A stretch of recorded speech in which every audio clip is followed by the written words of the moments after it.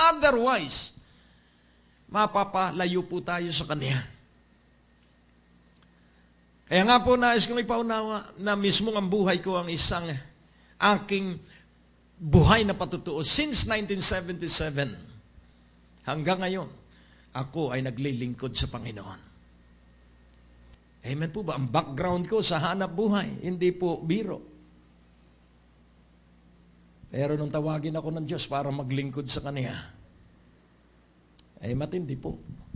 Sapagkat kakaiba ang aking buhay simula noon. Nabubuhay ako sa patnubay ng banal na Espiritu. Amen po ba? So paano mo masisiguro ang pagpatnubay ng banal na Espiritu? Una, kailangan marinig mo ang tinig ng banal na Espiritu. At paano mo maririnig ang tinig ng banal na Espiritu? Simple. Sa 2 Chronicles 7:14, if my people which are called by my name. Yun pong word na which ay hindi ginagamit sa isang tao. Pero pansinin po natin kaya ginamit yung which sapagkat hindi pa po identified yung tao. If my people which are called by my name shall humble themselves and pray and seek my face and turned from their wicked ways. Then, so pansinin po natin yung word na then, let us investigate with full scrutiny. Atin pong siyasatin ng buong pagsisiyasat yung mga salitang nauna sa salitang then. Sapagkat yung then sa Tagalog at kung magkagayon, then will I hear from heaven. Then I will forgive their sin. Then I will heal their land. So pansinin po natin, ito yung tatlong pangako ng Diyos na Kanyang gagawin. Siya ay dirinig, at siya ay magpapatawad, at siya ay magpapagaling. Ngunit pansinin po natin ano ang requirements. May requirements po sa pagdinig, may requirements po sa pagpapatawad, may requirements sa pagpapagaling. So ang unang requirement, ang Kanyang kinakausap dito, so ang tatanggap ng kagalingan ay ang Kanyang bayan. Ang tatanggap ng pagpapatawad ng Diyos ay ang Kanyang bayan. At ang diringgin ng Diyos ay ang Kanyang bayan. If my people. So this is a word that God owns. His people. My people.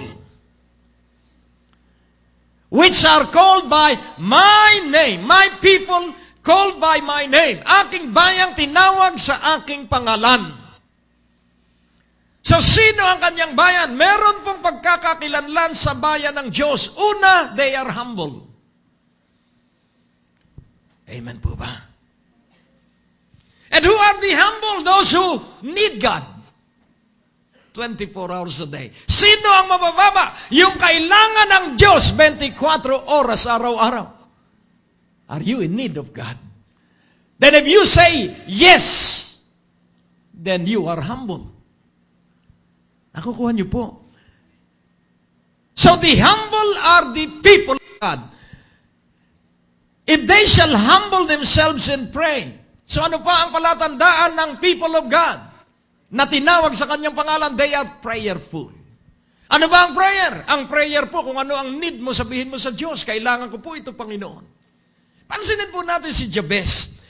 Simple lamang ang kanyang panalangin at ang sabi niya, if you would bless me, indeed. Yun pong word na indeed ay katulad ng 5 exclamation mark. Amen po ba? So when you read a sentence that end up in an exclamation mark, you have to demonstrate an emotion. If you, oh Lord, if you would bless me indeed. That is with exclamation mark, that is with emotion. Amen po ba? So 5 ulit na kagalakan. Sapagkat ang Diyos ay galak na galak. God is determined and inclined to bless you, bless you, bless you, bless you every day of your life. Amen po ba? Napakahirap po ng walang pera. Pero kasalanan natin kung bakit tayo walang pera. Amen po ba? Yung kahit piso, wala ka. Nangyari po sa akin yun, napakahirap kumilos.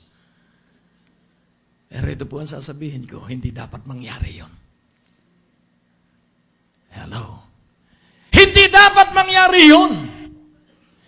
If we humble ourselves that we need God, huwag tayong magmagaling. Kahit anong husay ng ating paaralan, kahit tayo'y A student at kahit na puro star ka pa o butterflies, hindi po yun makapagpapatuloy sa buhay na ito. Ang tanging makasisiguro para tayo'y umangat sa buhay na ito, promotion neither come from the east nor from the west, but promotion cometh from on high. Kahit ano ang i-resume at kahit detail pa, sabihin mo ang mga pakinabang sa iyo. Si Pablo ay napakatalino, si Pablo ay napakaraming pwedeng ipagmalaki sa kanyang bilang tao. Pero ang sabi niya, I considered all as garbage in order to win Christ.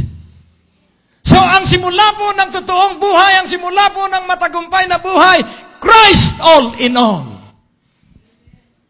Because if Christ is not in complete control of your life, when conflict arises, and it will, baka ikaw ay maging madaling tumalikod sa Kanya. Kaya nga po magsanay tayo. Manalangin tayo. Lagi. So, if you shall humble yourself and pray and seek my face, ano po ang ibig sabihin na hanapin ang mukha? Alam mo, pag naalaala ko ang panahon ko nung ako'y bata pa, pag may ginawa akong kasalanan, ang tatay at nanay ko'y nakaupo na at hinihintay kaming magkakapatid para paluin sa ginawa naming kasalanan. Pero bago ang pagpalo, lecture muna, dahil parehong teacher yung aming tatay at nanay. So magtuturo muna kung bakit kami papaluin. At tanggap naman namin dahil may bilang yung palo. Pero yantok Mindoro. Yantok Mindoro talagang patatamain dun sa iyong pigi. Malakas ha, hindi biro. Malakas, talagang lumalat.